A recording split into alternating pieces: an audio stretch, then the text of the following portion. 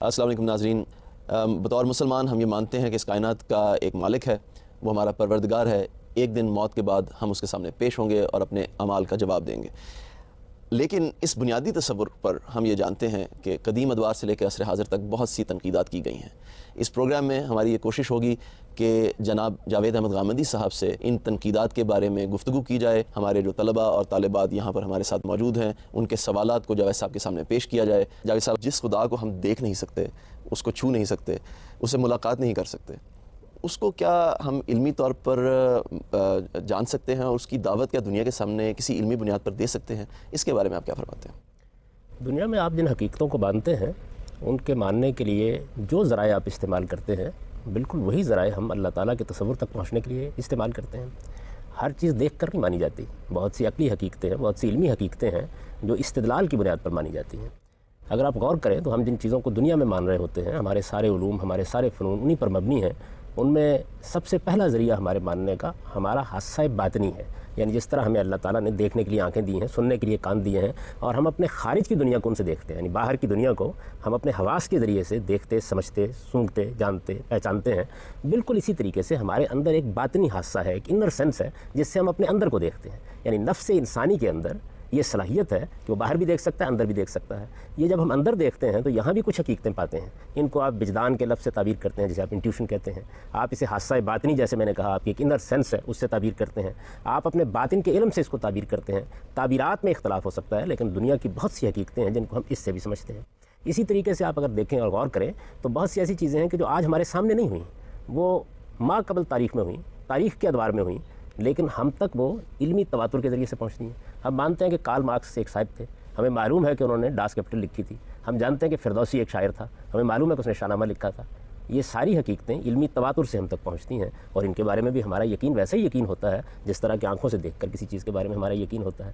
بالکل اسی طریقے سے انسان کو اللہ تعالیٰ نے یہ صلاحیت دی ہے کہ وہ محسوس سے غیر محسوس کا استنباط کرتا ہے، انفر کرتا ہے اس کو۔ یعنی ایک چیز اس کے سامنے ہوتی ہے، اس کے اندر وہ داخل ہوتا ہے، پھر اس کا جائزہ لیتا ہے، اس کا تجزیہ کرتا ہے، اور پھر اس کے بعد اس سے ایک نامحسوس یا نامعلوم یا ان نون دنیا کو دریافت کر لیتا ہے۔ آپ دیکھیں کہ آپ کے یہاں سائنس میں ایک بڑی سادہ سی مثال ہے، قانون تجاذب ہے، لا آف گریویٹیشن ہے۔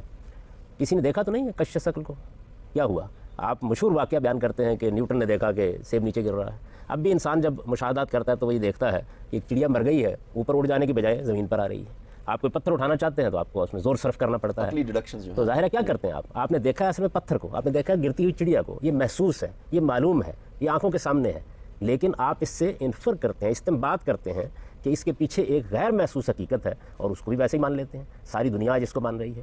بالکل اسی طریقے سے ایسا بھی ہوتا ہے کہ کچھ انسانوں کو ایک تجربہ پیش آ گیا، یعنی کسی زمانے میں کچھ انسان ایک تجربے سے گزرے، اس تجربے کو انہوں نے بیان کر دیا، وہ تجربہ بھی انسانوں کے لیے ذریعہ علم بن جاتا ہے۔ اور پھر آخری چیز یہ ہوتی ہے کہ آپ بعض اوقات کسی چیز کے بارے میں ایک نظریہ قائم کرتے ہیں، رائے قائم کرتے ہیں، اور پھر چھوٹے پیمانے پر اس کا ایک نمونہ دکھا دیتے ہیں۔ سائنس کیا کرتی ہے؟ وہ نظریات قائم کرتی ہے تو اس کے بعد لیبارٹری ٹیسٹ سے ان کو دنیا کے لیے ایک تجرباتی حقیقت بنا دیتی ہے۔ تو یہ جو ذرائع ہیں ہمارے پاس کسی حقیقت تک پہنچنے کے، یہی تمام ذرائع ہیں جو اللہ تعالیٰ کے وجود پر استدلال کے لیے، مذہب پر استدلال کے لیے بھی پیش کیے جاتے ہیں، اور ان سے علمی حقیقتیں سمجھی، مانی اور جانی جاتی ہیں۔ یہ وہ معاملہ نہیں ہے کہ بس بلائنڈ فیتھ ہے، خدا پر بس مان رہے ہیں کیونکہ بس مان رہے ہیں، ایسا معاملہ نہیں۔ کہاں سے یہ بات لوگوں نے اخذ کر لی ہے؟ بہت سے میں نے اہل علم کو دیکھا ہے ہمارے ہاں کہ وہ بعض اوقات کہتے ہیں کہ مذہب ایمان بالغیب کا تقاضا کرتا ہے، اور ایمان بالغیب کے معنی وہ یہ بیان کرتے ہیں کہ آدمی کو بے سوچے سمجھے مان لینا چاہیے، کسی کے کہنے پر مان لینا چاہیے۔ وہ یہ کہتے ہیں یہ تو ایمان کی بات ہے، بس آپ نے مان لیا۔ ایمان بالغیب کی اصطلاح قرآن میں اس معنی میں استعمال نہیں ہوئی۔ قرآن مجید یہ کہتا ہے کہ بہت سے دنیا میں لوگ ایسے تھے جنہوں نے یہ تقاضا کیا کہ ہم خدا کو دیکھ کر مانیں گے، اور بالخصوص اس میں بنی اسرائیل کا یہ قول نقل کرتا ہے کہ انہوں نے اپنے پیغمبر سے یہ مطالبہ کیا کہ ارنا اللہ جہرتاً، ہمیں آپ خدا آنکھوں سے دکھائیے تب مانیں گے۔ وہ اس پر تبصرہ کر کے یہ کہتا ہے کہ علمی حقیقتوں میں آنکھوں سے دیکھنے کا مطالبہ نہیں کیا جاتا۔ تو ایمان بالغیب کا مطلب ہے بن دیکھے ماننا، نہ کہ بے سمجھے ماننا۔ صحیح ہے، یعنی آپ سمجھتے ہیں، آپ جانتے ہیں، آپ کسی چیز کے اندر اترتے ہیں، آپ اس کو دریافت کرتے ہیں۔ جس طرح میں نے یہ سارے ذرائع آپ کے سامنے بیان کیے، اگر آپ علوم کا مطالعہ کریں تو آپ تمام علمی حقیقتوں کے انہی ذرائع سے مانتے ہیں۔ اچھا، پھر ایسا ہوتا ہے بعض اوقات کہ کوئی ایک ذریعہ اس کو حتمی طور پر ثابت کر دیتا ہے، اور کبھی ایسا ہوتا ہے کہ آپ 3، 4 یا 5 ذرائع استعمال کرتے ہیں اور اس کے بعد ایک حتمی نتیجے پر پہنچتے ہیں۔ خدا پر قرآن مجید کے استدلال کی نوعیت بھی یہ ہے، یعنی وہ ایک جگہ سے شروع کرتا ہے اور اس کے بعد پھر اس کو حتمی نتیجے تک پہنچاتا ہے۔ یہ طریقہ ہم سائنس میں بھی اختیار کرتے ہیں۔ جس وقت آپ کسی چیز کو لیبارٹری ٹیسٹ کے درجے پر لے جاتے ہیں تو اصل میں کیا کرتے ہیں؟ آپ گویا حتمی جگہ پر آپ لے جاتے ہیں، جس کے بعد انکار کی گنجائش باقی نہیں رہتی۔ تو میرے نزدیک جو علمی طریقہ استدلال کا اختیار کیا جاتا ہے دنیا کے تمام علوم میں اختیار کیا جاتا ہے، قرآن مجید مذہب کے اس بات کے لیے بھی وہی طریقہ اختیار کرتا ہے، بلکہ اگر مجھے تھوڑی سی آپ اجازت دیں تو میں آپ سے عرض کروں کہ صرف اتنا ہی نہیں کہ وہ خدا کے تصور کو اسے ثابت کر دیتا ہے، بلکہ پورے مذہبی مقدمے کو ثابت کر دیتا ہے۔ یعنی مذہب کا بنیادی مقدمہ کیا ہے؟ اس کائنات کا خالق ہے، اس نے یہ دنیا امتحان کے لیے بنائی ہے، ایک دن ہم سب کو اس کے حضور میں پیش ہونا ہے، اور یہ پیشی ایمان اور عمل صالح کی بنیاد پر ہوگی۔ یہ ہے نا پورا مقدمہ مذہب کا، اس پورے کے پورے کو ثابت کر دیتا ہے اور بالکل اسی استدلال سے ثابت کر دیتا ہے۔ اس میں جیسا میں یہ چاہتا ہوں کہ جو آپ نے ذرائع ہمیں بیان کیے ہیں، جس طرح وجدان ہے، ان میں سے ایک ایک چیز کو ہم پوائنٹ بائی پوائنٹ لے لیں اور اس کو تھوڑی سی اس کی تنقید اور تھوڑی سی وضاحت اس کی ہو جائے، اور ہمارے جو اسٹوڈنٹس یہاں پر ان کے ذہن میں بھی جو سوالات ہیں ان کو بھی ہم ایک ایک پوائنٹ کے لحاظ سے ڈسکس کریں، لیکن اس موضوع کو ہم جاری رکھیں گے ایک مختصر بریک کے بعد۔ جی، بات ہو رہی تھی خدا کے وجود کے بارے میں علمی دلائل کی، اور جاوید صاحب آپ نے وجدان کا ذکر کیا، انٹیویشن کا، کہ ہمارے اندر پہلے سے بہت سارے تصورات موجود ہیں۔ جی، میں تو ابھی یہ سمجھتا ہوں کہ پہلے یہ ہمیں سمجھ لینا چاہیے کہ جس کو ہم کہتے ہیں کہ یہ چیز وجدانی حقیقت ہے، یا اس کو ہمارا حادثہ باطنی یا ہماری انر سینس دیکھتی ہے، وہ کیا چیزیں ہوتی ہیں، اس کو تھوڑا سمجھ لینا چاہیے۔ یعنی ہم اگر بات کو آگے بڑھانے سے پہلے یہ جان لیں کہ وہ کیا چیز ہے۔ دیکھیے بات یہ ہے کہ میں نے یہ تعبیر اختیار کی تھی کہ ہم جب اپنے اندر دیکھتے ہیں تو انسان کی حیثیت سے یہ صلاحیت اپنے اندر رکھتے ہیں۔ یعنی دیکھیے میں اپنی ساری جبلتوں کو دیکھ سکتا ہوں، یعنی میری جبلتوں کا ظہور ہوتا ہے جب آپ اسے دیکھتے ہیں۔ مجھے پیاس لگتی ہے، مجھے بھوک لگتی ہے، مجھے غصہ آتا ہے، مجھے نفرت ہوتی ہے کسی چیز سے، یہ ساری وہ چیزیں ہیں جن کو آپ اس وقت دیکھتے ہیں جب اس کا ظہور ہو جاتا ہے۔ میں اس کو ظہور کے بغیر دیکھتا ہوں، یعنی میرا حادثہ باطنی یا میری انر سینس اس کو بغیر ظہور کے دیکھ لیتی ہے۔ بالکل اسی طریقے سے میرے بعض وجدانی احساسات ہیں، مثلا ماں کی ممتا کو آپ دیکھیے، کیا چیز ہے یہ؟ یعنی یہ ایک ایسا گہرا احساس ہے جو ایک عورت کے اندر ودیت کر دیا گیا ہے۔ اس کا ظہور آپ دیکھتے ہیں کہ وہ بچے کو آغوش میں لے رہی ہے، اسے پیار کر رہی ہے، اسے سینے سے چمٹا رہی ہے، یہ کچھ بھی نہیں ہے سوائے اس کے کہ جو چیز اس کے اندر موجود ہے یہ اس کا ظہور ہے۔ آپ اس کو بہت چھوٹی سطح پر جانوروں میں بھی دیکھتے ہیں، یعنی آپ یہ محسوس کرتے ہیں کہ ایک جانور بھی اپنے بچے کے ساتھ ایک تعلق محسوس کرتا ہے۔ اصل میں یہ تعلق کیا چیز ہے؟ ہم اس کے ظہور کو تو دیکھ لیتے ہیں، یہ نہیں جانتے کہ یہ آیا کہاں سے ہے، کیا خارج سے آیا ہے، باطن سے آیا ہے۔ تو صرف خیر و شر کا مسئلہ نہیں ہے، بلکہ یہ تمام چیزیں ہیں جو آپ کے اندر پائی جاتی ہیں۔ آپ کے اندر اگر یہ چیزیں نہ پائی جاتی ہوں تو خارج کی دنیا کے ساتھ آپ کا تعلق، آپ کا ریلیشن قائم ہی نہیں ہو سکتا۔ لیکن جیسا یہ تو بیسک انسٹنکٹس ہیں نا جن کی آپ بات کریں، جانوروں کی جو آپ نے مثال دی، اس میں جانوروں میں تو پھر ایسا بھی ہوتا ہے کہ بہت سے جانور تھوڑی دیر پرورش کے بعد خود اپنے بچوں کے خلاف، شیروں کے بارے میں معلوم ہے کہ ان میں سے وہ خود اپنے بچوں کو بعض دفعہ جو ہے وہ اٹیک کرتے ہیں۔ یہ کیا مطلب واقعی لرنڈ بیہیویئر ہے یا یہ انسان کے اندر بالکل یکساں طور پر پایا جاتا ہے؟ یہ تو ایک اس کی اگر آپ تھوڑی سی وضاحت کر دیں۔ یہ میں نے صرف سمجھانے کے لیے مثال دی۔ یعنی انسان جب کہتا ہے نا میں دیکھتا ہوں، جب وہ کہتا ہے میں سنتا ہوں، جب وہ کہتا ہے کہ میں سونگتا ہوں، تو وہ جن حواس کا ذکر کر رہا ہوتا ہے اصل میں اس کا خارجی ظہور آپ دیکھ رہے ہوتے ہیں۔ انسان اپنے باطن میں بھی دیکھ رہا ہوتا ہے۔ یہ میں نے یہ بات سمجھانے کے لیے آپ کو یہ بتایا کہ بے شمار چیزیں ہیں جو میرے اندر پائی جاتی ہیں۔ قرب اور بعد کا تصور ہے، چیز قریب ہے، چیز دور ہے۔ اب ظاہر ہے کہ یہ ایک تصور ہے، اصل میں اس کا جب خارجی دنیا سے تعلق پیدا ہوتا ہے تو اس وقت ہم یہ الفاظ اس کے لیے استعمال کرتے ہیں۔ اچھا، الفاظ بھی کیا چیز ہیں؟ وہ تو انگریزی میں اور ہوں گے، اردو میں اور ہوں گے، عربی میں اور ہوں گے۔ الفاظ آپ سیکھتے ہیں۔ ہو سکتا ہے کہ ایک بچے کو آپ نے ایک لفظ نہ سکھایا ہو اور وہ قریب کے لیے بعید کا لفظ بولتا رہے اور بعید کے لیے قریب کا لفظ بولتا رہے، اس سے بھی کوئی فرق نہیں پڑتا، لیکن ایک تصور ہے جو آپ کے اندر پایا جاتا ہے۔ میں صرف اس وقت یہ بات عرض کر رہا تھا کہ دنیا کے اندر بے شمار حقیقتیں ہیں جن کو آپ اسی وجدانی احساس کی بنیاد پر مانتے ہیں۔ تو آگے چل کے میں یہ بتاؤں گا کہ ہم اللہ تعالیٰ کو اس وجدانی احساس کی بنیاد پر کیسے مانتے ہیں۔ ابھی میں نے صرف ذرائع علم کا ذکر کیا ہے، یعنی یہ بتایا ہے کہ علم کے ہمارے پاس کیا ذرائع ہیں، کن چیزوں کی بنیاد پر ہم جانتے اور سمجھتے ہیں۔ اب جو یہ آپ نے سوال اٹھایا خیر و شر کے بارے میں، اس طرح کی چیزوں کے بارے میں، تو میں اس کے بارے میں یہ عرض کر دوں آپ کو کہ دیکھیے خیر و شر مطلق صورت میں انسان کے اندر پایا جاتا ہے۔ یہ جو عام طور پر ہمارے ہاں ماہرین یہ بتاتے ہیں کہ دیکھیے اس معاشرے کے اندر اس کے تصور کی نوعیت یہ بن گئی، اس میں یہ بن گئی، وہ کیا چیز ہے؟ وہ اس کا ظہور ہے۔ اور ظہور اور اطلاق یعنی کسی چیز کو آپ اپلائی کرتے ہیں، اس میں ہمیشہ اختلاف ہوگا۔ یہ جس طرح آپ تربیت دیں گے اس طریقے سے ہو جائے گا، لیکن کیا احساس نہیں ہے؟ یعنی ممتا تو اندر موجود ہے۔ ممتا ہمارے ہاں کس صورت میں اپنا ظہور کرتی ہے؟ ممکن ہے اس معاشرے میں اور طرح کرے، ممکن ہے کسی دوسرے معاشرے میں اور طرح کرے۔ تو انسانیت کا یہ مشترک احساس کہ وہ اپنے اندر ممتا کا احساس رکھتا ہے، یہ اس کی ایسی میراث ہے جس سے آپ اسے کبھی محروم نہیں کر سکتے۔ اگر یہ نہیں ہے تو پھر در حقیقت انسان مادے کا ایک ڈھیر ہے جس کو آپ خارج سے دیکھتے ہیں۔ ہم لوگوں کا شب و روز کا تجربہ ہے کہ ہم صرف خارج کو نہیں دیکھتے، ہم اپنے باطن کو بھی دیکھ رہے ہوتے ہیں۔ میری بات جو اس وقت ہے وہ یہ ہے، لیکن میرا خیال ہے یہ لوگ شریک ہو جائیں اس میں، اس پر ہم گفتگو کریں۔ اشکال یا سوال پیش کرنا چاہیں؟ یہ جو بیسکلی بات کی آپ نے وجدانی احساسات کی، جو انٹیوشن ہے، بیسکلی جو انٹویشن ہے انسان کی، اس کو اگر آپ لے سکتے ہیں ایسی سورس جس سے آپ کچھ نہ کچھ نالج جو ہے بیچ میں سے، اس کو بھی as a source of knowledge اگر لے سکتے ہیں، ایپسٹیمک ریسورس لے سکتے ہیں جسے کہتے ہیں، تو اس کے اندر یہ مسئلے پیدا ہوتے ہیں کہ اس کو کافی عرصے تک قبول کیا تو جاتا رہا ہے، لیکن پھر اس کے اندر بھی ان ماڈرن سائنس وی سی کے اس کے اندر مسئلے کھڑے ہو چکے ہیں۔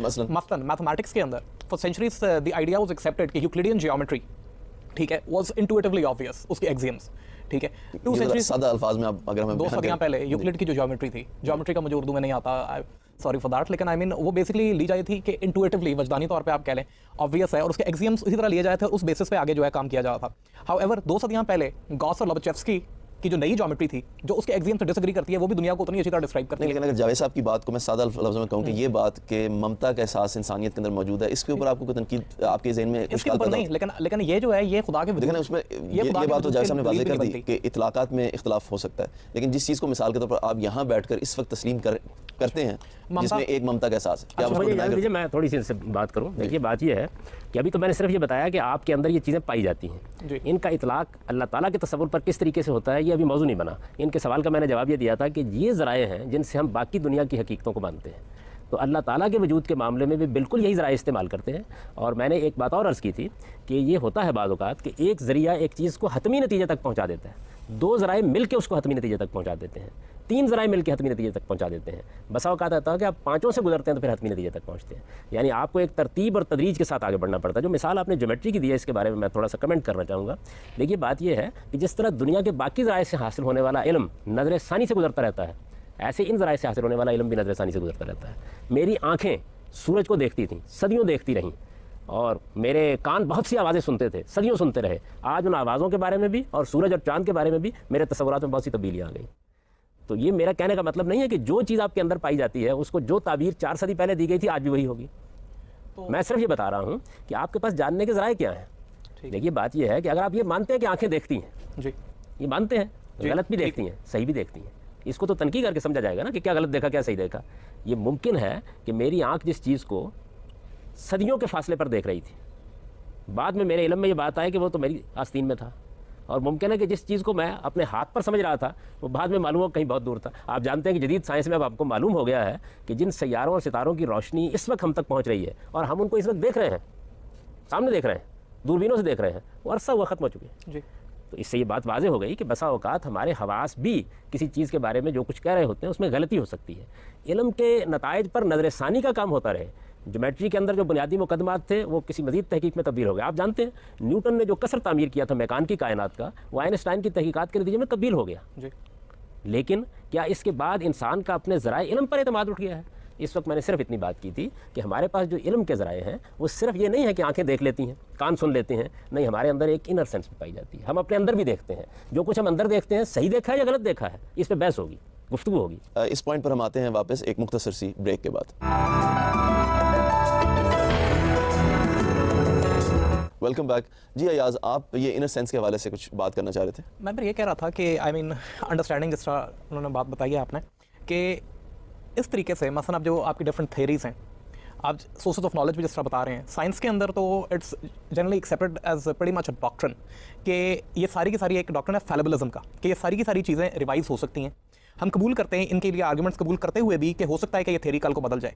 مگر ایک آرگومنٹ جو کہ ریلیجن کے خلاف عموماً دیا جاتا ہے وہ یہ ہے کہ تم فیلیبلزم بیچ میں انکلوڈ نہیں کرتے اور تمہاری کنکلوژنس ارریورسبل ہوتی ہیں. جیسے اس کے بارے میں آپ کیا؟ یہ بات یہ ہے کہ یہ بھی ایک غلط تصور ہے. جیسے میں نے ایمان بالغیب کے بارے میں بھی عرض کیا تھا کہ بالکل غلط مفہوم میں لوگ اس کو بیان کر دیتے ہیں. قرآن مجید نے یہ تعبیر ایک اور معنی میں اختیار کی ہے، لوگ اس کا ایک بالکل غلط مفہوم بیان کرتے ہیں. جس طرح کہ میں نے آپ کو بتایا کہ وہ یہ خیال کرتے ہیں کہ یہ کوئی بے سوچے سمجھے ماننے کی بات ہے، نہیں، یہ بن دیکھے ماننے کی بات ہے.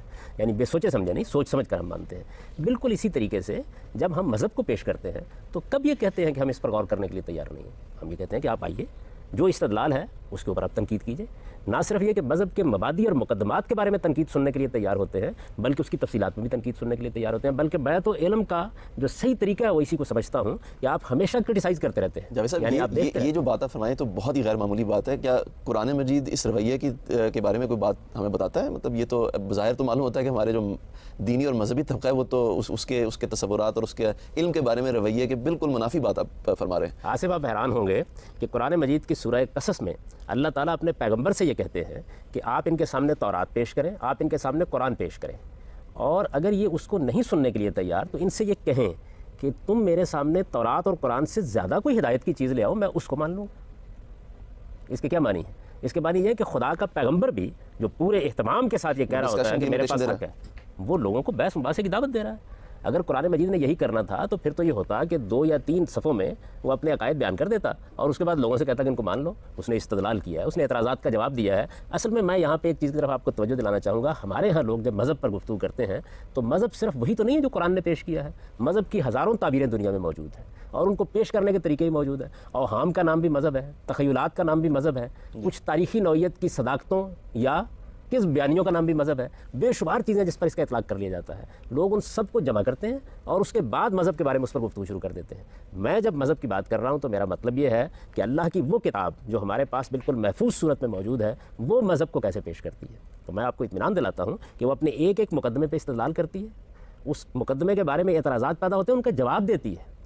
اگر کوئی طالب علمانہ طریقے سے سمجھنا چاہے اسے سمجھاتی ہے اور بالکل وہی ذرائع استعمال کرتی ہے علم کے جن ذرائع کی طرف میں نے اشارہ کیا. کبھی وہ آپ کے وجدان کو آواز دے گی, کبھی آپ کو علمی تواتر کی طرف توجہ دلائے گی, کبھی وہ آپ کو تاریخی صداقتیں سامنے رکھ کر ایک بات کو ماننے کے لیے کہے گی, کبھی تجرباتی شواہد پیش کرے گی. وہ سارے معاملات ہوتے ہیں جو معاملات علم کی دنیا میں ہوتے ہیں. اور جب آپ استدلال کر رہے ہوتے ہیں تو اصل میں آپ زبان حال سے یہ کہہ رہے ہوتے ہیں کہ آؤ اس کے اوپر تنقید کرو. اچھا فرض کر لیجئے کسی نے تنقید کر کے بتا دیا کہ اس میں یہ غلطی ہے, پھر کیا فرق پڑتا ہے؟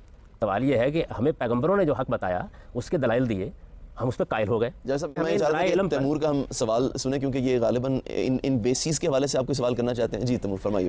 آپ نے جس طرح وجدان کی بات کی اور ہماری جو تجرباتی جو دلائل ہمیں ملتے ہیں اور ہماری حص, لیکن آپ نے یہ بھی بتایا کہ اکثر یہ ہمیں دھوکہ دے جاتے ہیں. جس طرح آپ نے ستاروں کی مثال دی کہ ہمیں کئی عرصے بعد پتہ چلا کہ وہ تو ختم ہو چکے ہیں, وہاں پہ ایگزسٹ نہیں کرتے. جو چیز ہمیں دھوکہ دے سکتی ہے ہم اس پہ 100% یقین کس طرح کر لیں؟ ذرا اس کی جو مشاہدات ہیں, یہ جو ریڈکشنز ہم کرتے ہیں وہ بھی تو غلط ہو سکتی ہیں, ہم خود بھی تو دھوکے میں ہو سکتے ہیں. غلط تو عزیزم ہر چیز ہو سکتی ہے. یعنی ہم دیکھ رہے ہیں, اس کے باوجود جانتے ہیں کہ ہماری آنکھیں دھوکہ دے جاتی ہیں, اور جو کچھ دیکھتے ہیں اس کی بنیاد پر گفتگو بھی کرتے ہیں, بات بھی کرتے ہیں, فیصلے بھی کرتے ہیں. ہم سنتے ہیں, ہم جانتے ہیں کہ آوازیں بسا اوقات اپنے اندر سے بھی آ جاتی ہیں, اس کے باوجود ہم نے سننا بند نہیں کر دیا. تو میرے نزدیک جب مذہب پر گفتگو ہو رہی ہوتی ہے تو معلوم نہیں کہ جو عمومی رویہ انسان کا ہے وہ اس کو ترک کیوں کر دیتا ہے. یعنی کیا جب آپ کو یہ معلوم ہوا کہ ستاروں کو دیکھنے میں آنکھیں دھوکہ کھا گئی ہیں تو اگلے دن آپ نے اعلان کر دیا کہ آپ جتنی دیکھی جانے والی چیزیں ہیں ان کے بارے میں ہم کوئی بات نہیں کریں گے.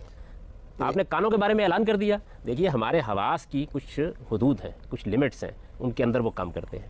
ہمارا جو باطنی حصہ جس کا میں نے ذکر کیا, ہماری جو انر سینس ہے, وہ بھی اسی طریقے سے کام کرتی ہے, غلطیاں کھاتی ہے.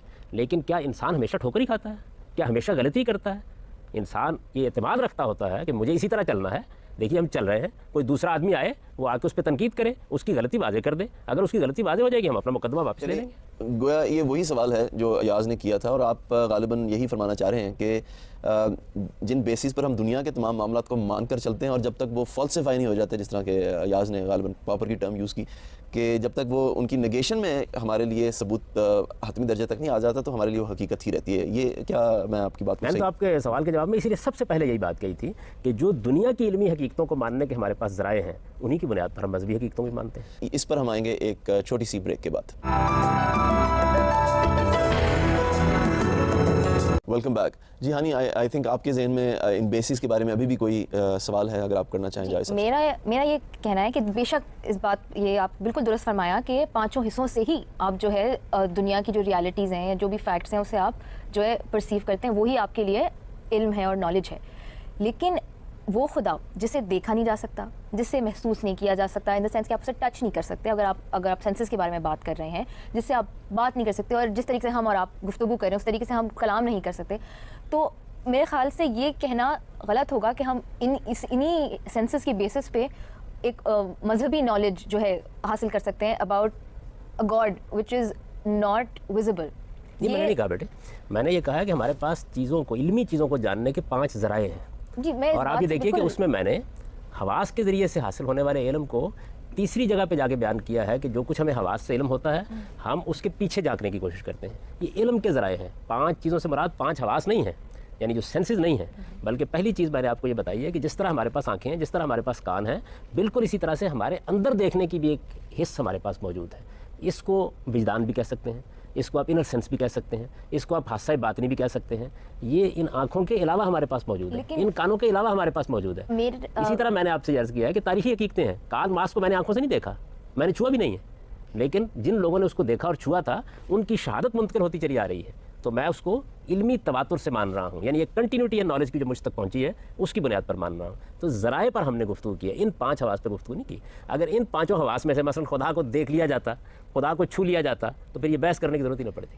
میں نے اسی لیے پہلی بات یہ کہی تھی کہ جس طرح ہم علمی حقیقتوں کو مانتے ہیں، بالکل اسی طریقے سے قرآن خدا کے وجود پر یا مذہبی مقدمات پر استدلال کرتا ہے۔ تیمور، آپ کا بھی کوئی سوال غالباً اسی والے سے ہے یا؟ وجدان کی بات کی تھی، آپ نے مثال دی تھی ماں کی ممتا کی، آپ نے کہا تھا اظہار مختلف ہو سکتا ہے، مشرق میں الگ ہوگا، مغرب میں الگ ہوگا، لیکن ماں کی ممتا وہی رہے گی۔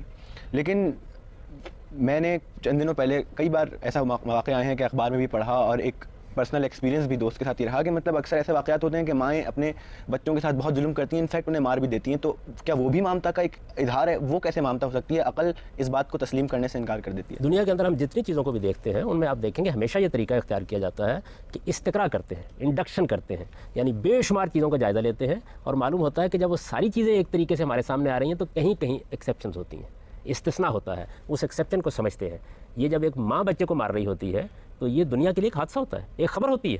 اس کا مطلب یہ ہے کہ انسانیت کا ضمیر اس بات کو جانتا ہے کہ ماں کے اندر تو ممتا ہے، ماں کیسے مار دیتی ہے۔ آپ پھر اس کے وجود تلاش کرتے ہیں، یعنی کیا کوئی معاشی مسئلہ تھا، کیا کوئی نفسیاتی مسئلہ تھا، کوئی بیماری لاحق ہوئی تھی، ماں اپنے حواس میں نہیں رہی تھی، کوئی اس کے ساتھ ظلم ہوا تھا جس کا یہ نتیجہ نکل آیا، کیا اسباب ہوئے اس کے۔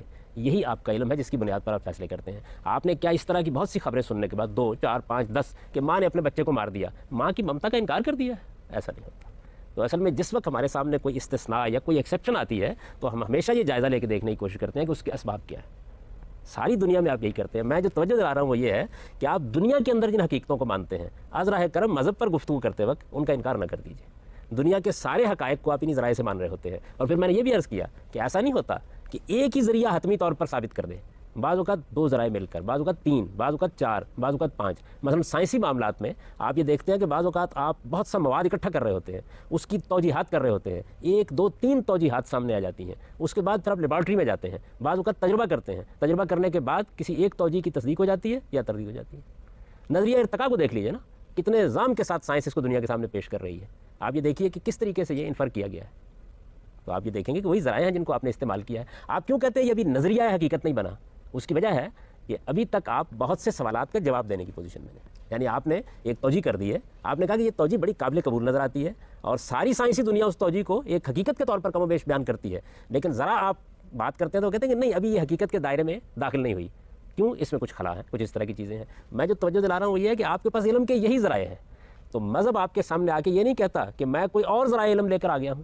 جیسے میں نے مثال دی کہ آئیے آ کے مکاشفہ کیجیے، ہم آپ کو خدا دکھا دیں گے، آئیے مراقبہ کیجیے، ہم آپ کو خدا دکھا دیں گے، آئیے ایک وحی آئے گی، آپ کو خدا دکھا دیا جائے گا۔ تو مذہب بھی انہی ذرائع کو استعمال کرتا ہے جو دنیا کی علمی حقیقتوں کو ماننے کے لیے اختیار کیا ہے۔ ہمارے جو مذہبی سرکلز ہیں ان میں بہرحال مکاشفہ، ہمارے مذہبی سرکلز کیا بلکہ دنیا کے تمام مین اسٹریم مذاہب کے اندر مذہبی طور پر مکاشفہ اور یہ اس طرح کی تھیوسافیکل انسائٹ جس کو آپ کہہ سکتے ہیں کہ انسان کو ان ذرائع سے ہٹ کر جو ہے آسمانی طور پر خبر دی جاتی ہے، اس کو ایک ذریعہ مانا جاتا ہے۔ تو کیا آپ اس کی نگیشن کر رہے ہیں یا آپ یہ فرما رہے ہیں کہ اس کے ذریعے سے خدا کو نہیں جانا جا سکتا؟ کیونکہ ہم یہ دیکھتے ہیں کہ ہمارے صوفیہ تو اس کا باقاعدہ کلیم کرتے ہیں اور اس کی بیسس پر۔ دلچسپ بات یہ ہے کہ دیکھیں قرآن نے اس کو کبھی استعمال نہیں کیا۔ میں قرآن مجید کا نقطہ نظر آپ کے سامنے پیش کر رہا ہوں کہ وہ کوئی نادر ذریعہ لے کر نہیں آیا آپ کے پاس۔ اس نے کہا جن ذرائع سے آپ علمی حقیقتوں کو مانتے اور سمجھتے ہیں، میں انہی حقیقتوں کی بنیاد پر اپنے مقدمات، اپنے دعوی پیش کر رہا ہوں۔ اسی کی طرف میں نے توجہ دلائی ہے، یعنی اس نے آپ کو آ کے علمی حقائق کو دریافت کرنے کے ذرائع ہی سے اپنے مقدمے کو ثابت کرنے کا طریقہ اختیار کیا۔ یعنی غزالی جیسے لوگ تو جس طرح منقذ من الضلال میں اسی کو اصل ذریعہ علم سمجھتے ہیں، تو اس کے آپ کے نزدیک یہ قرآن اس کو ذریعہ نہیں بناتا؟ آپ پورے قرآن کو پڑھ جائیے، شروع سے آخر تک پڑھ جائیے، آپ حیران ہوں گے کہ قرآن مجید نے خدا کے اس بات کے لیے، آخرت کے اس بات کے لیے، گویا آپ نے پورے مذہبی مقدمے کے اس بات کے لیے جس کو میں نے چند لفظوں میں بیان کر دیا تھا، اس سارے مقدمے کو ثابت کرنے کے لیے جو استدلال اختیار کیا وہ کیا ہے۔ پورا قرآن اس سے خالی ہے کہ وہ آپ کو اس نوعیت کی کسی چیز کی طرف دعوت دیتا ہے۔ یعنی وہ یہ نہیں کہتا کہ آئیے غار میں بیٹھتے ہیں، حضرات آئیے مکاشفہ کرتے ہیں، اس کے نتیجے میں یہ چیز دریافت ہو جائے گی، کہیں ذکر نہیں کرتا۔ وہ آپ کے سامنے بالکل علمی ذرائع سے گفتگو کرتا ہے، وہی وجدان کی حقیقتیں، وہی علمی تواتر، وہی عقلی استدلال، اسی طریقے سے نبیوں کی تصدیق، ایسے ہی تجرباتی شہادت جس طریقے سے آپ سائنسی حقائق کے بارے میں، فلسفیانہ حقائق کے بارے میں، زندگی کی باقی حقیقتوں کے بارے میں گفتگو کرتے ہیں، ویسی گفتگو کرتا ہے۔ میں نے یہ بحث اس لیے ابتدا میں چھیڑ دی تھی کہ آئیے زمین پر، اور زمین پر کھڑے ہو کر دیکھیے کہ قرآن مجید نے کتنا فطری طریقہ اختیار کیا، ایک ایسا طریقہ جس پر ہم ساری انسانیت سے مخاطب ہو سکتے ہیں۔ بات بڑھ رہی ہے اس جانب کہ ہم یہ جانیں کہ خود قرآن ان ذرائع کی بنیاد پر کیا دلائل پیش کرتا ہے، لیکن اس سے پہلے کہ ہم اس طرف بڑھیں میں یہ چاہتا ہوں کہ اگر ذرائع کے بارے میں کوئی مزید تنقید یا اس کی وضاحت کی ضرورت ہے تو ہم کوئی اس پہ بھی 1 یا 2 سوال اور لے لیں. ہانی آپ غالباً. جی میں جیسے پوچھنا چاہ رہی تھی، جیسے ہمارے مذہب میں معراج کا بہت بڑا ایک اونچا سٹیٹس ہے، اور جیسے اس میں بتایا گیا کہ رسول اللہ نے خدا کو دیکھا، اس طریقے مطلب میٹافورکلی کہا جاتا ہے. تو معراج کے بارے میں جب بات کرتے ہیں اور جب آپ ان ذرائع کے بارے میں بات کرتے ہیں تو آپ ان کو کیسے مطلب آپ کا یہ کہنے کا یہ مطلب ہے میرے خیال سے کہ اسلام ہر جو دعویٰ جو بھی کرتا ہے وہ آپ کی انٹلیکٹ سے آپ خود دیکھ سکتے ہیں، یعنی ان 5 ذرائع سے اور آپ کی انٹلیکٹ سے. میرا یہ کنٹینشن ہے کہ یہ جو 5 ذرائع ہیں یہ آپ کے انٹویشن ان 5 ذرائع کے اوپر ہی بیسڈ ہوتے ہیں. جیسے معراج جیسی چیز کو آپ کیسے ایکسپلین کر سکتے ہیں آپ کے ذرائعوں سے، انٹویشن سے بھی. ہم اس پر کسی موقع پر بڑی تفصیلی گفتگو کریں گے، اس موضوع پر گفتگو کریں گے، لیکن میں ایک بات کی تصحیح کر دوں، یہ کبھی کسی عالم نے نہیں کہا کہ حضور نے اللہ تعالیٰ کو دیکھا تھا، یہ کبھی کسی نے نہیں. جائز صاحب میں یہ چاہوں گا کہ اس کے بارے میں ہم آپ کا تفصیلی جواب لیں ایک چھوٹی سی بریک کے بعد. ناظرین ہمارے ساتھ رہیے. جی جاوید صاحب، یہ جو ہانی سوال کر رہی تھیں معراج کے حوالے سے کہ یہ بھی تو ایک ذریعہ ہے جو ان 5 ذرائع کے علاوہ بھی ہمیں نظر آتا ہے، اور ہمارے صوفیہ بھی اس قسم کا کلیم کرتے ہیں. تو آپ نے قرآن کے حوالے سے فرمایا کہ قرآن اس کے حوالے سے تو بات ہی نہیں کرتا، لیکن معراج خود ایک ذریعہ ہے علم کا، تو اس کے بارے میں آپ کیا فرماتے ہیں؟ میں نے جو 5 ذرائع بیان کیے ہیں ان میں یہ یاد کیجئے کہ ایک ذریعہ یہ بھی ہے کہ کسی انسان کو کوئی تجربہ پیش آیا ہے اور وہ اپنا تجربہ بیان کرتا ہے، ہم اس کے تجربے پر یقین کر لیتے ہیں. یقین کرنے کے ذرائع ہوتے ہیں، کیوں یقین کرتے ہیں؟ تو رسول اللہ صلی اللہ علیہ وسلم نے اپنا ایک تجربہ بیان کیا معراج کی صورت میں، یہ نبیوں کی تصدیق ہے. یہ صرف انبیاء ہی کے لیے مخصوص ہے یا یہ باقی ہم لوگ کیوں اس طرح سے جان سکتے ہیں؟ یوں نہیں ہے کہ مجھے بھی یہ تجربہ ہو گیا، آپ کو بھی یہ تجربہ ہو گیا، یا رسول اللہ صلی اللہ علیہ وسلم تشریف لائے اور آپ نے یہ کہا کہ میں اس تجربے سے گزرا ہوں اور میں تم کو بھی کرا دیتا ہوں. انہوں نے اپنا تجربہ بیان کیا، ہم نے اس تجربے کو مانا. کیوں مانا؟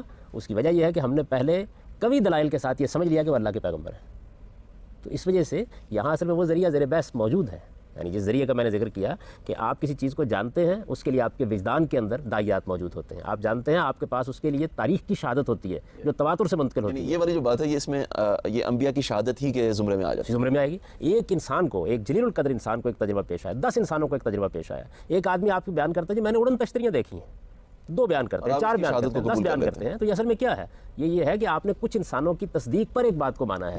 یہ بھی ذرائع علم میں بیان کر چکا ہوں. تو یہ آپ کا جو سوال ہے وہ کیا اسی موضوع متعلق ہے؟ سے ہٹ کر ایک سوال ہے کیونکہ ہمارے پاس گنجائش ہے اس بات کی کہ ہم ایک اور سوال علم کے ذرائع کے حوالے سے کر لیں. علم کے ذرائع پہ یہ ہے جی، علم کے ذرائع بیسکلی یہ ہے کہ ہم نے جو ساری ڈسکشن کی ہے ابھی تک کہ علم کے ذرائع ہم کن ذرائع سے علم حاصل کرتے ہیں، اس کے اندر ہم نے ایک ایٹیٹیوڈ اپنایا ہے نالج کی طرف. اور وہ ایٹیٹیوڈ یہ ہے کہ نالج جو ہمیں حاصل ہوتا ہے دنیا کے بارے میں وہ ہمیں دنیا کے ریئل سٹرکچر کے بارے میں بھی کچھ بتاتا ہے. مگر جو فلسفی آف سائنس ہے اس کے اندر ایک اور پرسپیکٹیو بھی پایا جاتا ہے، کئیوں میں سے وہ ہے پریگمیٹزم کا. وہ یہ ہے کہ آپ اپنے سارے کے سارے جو کوگنیٹو فیکلٹیز ہیں، جو آپ کے ذرائع ہیں جن سے آپ نالج حاصل کرتے ہیں، ان سے آپ جو کچھ حاصل کرتے ہیں یہ اصل میں doesn't tell you any thing about reality, but صرف آپ کو جو ہے پریگمیٹک نالج دیتا ہے. اور آپ کی جو تھیریز آپ کنسٹرکٹ کرتے ہیں کہ اصل میں ایسے ہے، یہ صرف پریگمیٹک نالج ہے جو آپ کو دنیا کے پرابلمس اور وغیرہ سالو کرنے میں. آپ کی بات کا سادہ لفظوں میں مطلب یہ ہوا کہ یہ بات جو علم ہمیں سے حاصل ہوتا ہے وہ ہماری ڈیسیجن میکنگ میں، ہمارے فیصلوں کی حد تک تو ہمیں ایک جگہ پر پہنچا دیتا ہے، لیکن ہم حتمی طور پہ یہ نہیں کہہ سکتے کہ اس کا ٹروتھ سے کوئی تعلق. جیسے اس کے بارے میں اگر آپ کو یہ بات یہ ہے کہ سائنس میں جو آپ کو علم حاصل ہوتا ہے جس وقت وہ تجرباتی شہادت کے مرحلے تک پہنچ جاتا ہے تو پھر وہ کافی حد تک آپ کے لیے باعث اطمینان ہو جاتا ہے. میرے نزدیک صحیح لفظ جو ہے وہ ہے اطمینان ہو جانا. دیکھیے کسی چیز کے بارے میں حتمی علم حاصل ہو جانا یہ باقی معاملات میں بھی ہم کلیم نہیں کرتے، اس کا مطالبہ نہیں کرتے. میں نے اسی لیے عرض کیا تھا کہ مذہب آپ کو کہاں پہنچائے گا؟ وہ استدلال سے آپ کو یہاں پہنچائے گا کہ اب یہ چیز ظن غالب ہے، اس کے بارے میں آپ اطمینان کے ساتھ بات کر سکتے ہیں. یہ واقعی ایسے دلائل سے سامنے آ گئی ہے کہ ایک معقول آدمی کو اسے مان لینا چاہیے. عملی طور پر یہ ہمارے لیے اب ایک حقیقت بن گئی ہے. یہ فی الواقع کس نوعیت کی حقیقت ہے؟ ذات خداوندی کیا ہے؟ ذات خداوندی معاملات کیسے کرتی ہے؟ بے شمار سوالات ہیں جو اس کے بعد بھی باقی رہ جاتے ہیں. لیکن ہم دنیا کے باقی علوم میں کیا کرتے ہیں؟ یہی کرتے ہیں. میں اصل میں اسی جانب توجہ دلانے کی کوشش کر رہا ہوں کہ پہلا مرحلہ یہی ہوتا ہے. استدلال آپ کو ایک ایسی جگہ پہنچاتا ہے جہاں آپ کہتے ہیں کہ ہاں یہ قابل اطمینان بات ہے. قابل اطمینان پر آپ پہنچ گئے، اب وہ یقین میں کیسے بدلے گی؟ یہ جب آپ ان سارے ذرائع سے خدا پر استدلال کو سن لیں گے تو میں آپ کو بتاؤں گا پھر یہ یقین میں کیسے بدلتی ہے. اگلے پروگرام میں ہم یہ کوشش کریں گے کہ اس بارے میں گفتگو کی جائے کہ ان بنیادوں کو سامنے رکھ کر قرآن اور سنت کیا دلائل دیتا ہے جس کی بنیاد پر ہم خدا کے تصور کو ایک حقیقت کے طور پر ایکسیپٹ کر سکتے ہیں.